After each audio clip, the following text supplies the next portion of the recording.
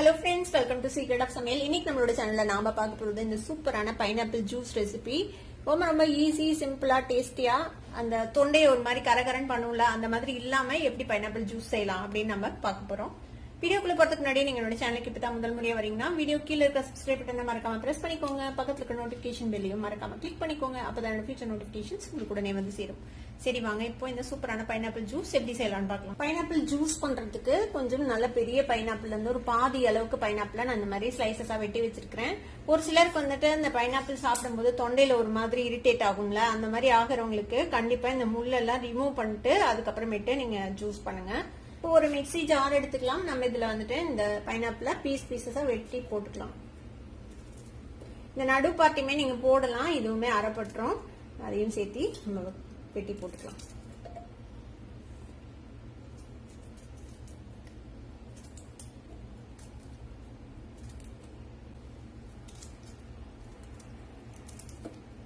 எல்லா பைனாப்பிள் பீசஸையும் வெட்டி போட்டாச்சு. இப்ப இதுல வந்துட்டு தேவையான அளவுக்கு சர்க்கரை சேர்த்திக்கிறோம். 2 டேபிள் ஸ்பூன் அளவுக்கு நான் சர்க்கரை சேர்த்துறேன். இப்ப இதுல தேவையான அளவுக்கு தண்ணி சேர்த்திக்கலாம். கொஞ்சமா தண்ணி சேர்த்திக்கோங்க. நம்ம ஐஸ் கியூப்ஸும் ஆட் பண்ண போறோம். கடைசியில கொஞ்சமா தண்ணி சேர்த்து இதை வந்துட்டு நல்லா நைஸா அரைச்சு எடுத்துக்க போறோம். இந்த மாதிரி நல்லா அரைச்சாச்சு. பாத்தீங்கன்னா தெரியும் பூன் நல்லா திக்கா தான் இருக்குது. இன்னும் கொஞ்சம் தண்ணி சேர்த்திக்கலாம். நம்ம உங்களுக்கு திக்னஸ் எந்த அளவுக்கு வேணுமோ அந்த அளவுக்கு பார்த்து நீங்க தண்ணி சேர்த்திக்கோங்க. இப்ப இந்த ஜூஸோட டேஸ்ட் என்ஹான்ஸ் பண்றதுக்காக ஒரு 2 பிஞ்ச் அளவுக்கு பிளாக் சால்ட் சேர்த்திக்கோங்க.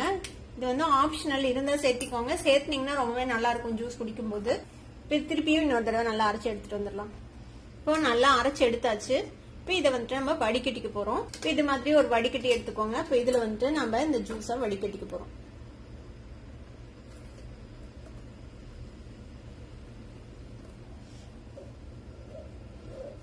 இப்ப பாத்தீங்கன்னா தெரியும் நல்லா வடிச்சாச்சு. நல்லா ஒட்ட புளிஞ்சு இந்த மாதிரி வடிச்சு எடுத்துருங்க.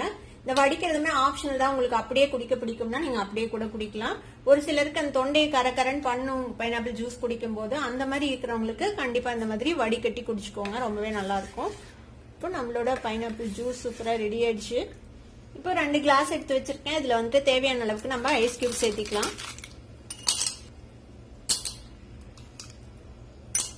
இப்போ நம்ம ரெடி பண்ணி வச்சிருக்கிற இந்த பைனாப்பிள் ஜூஸை இதுல ஊத்திடலாம்.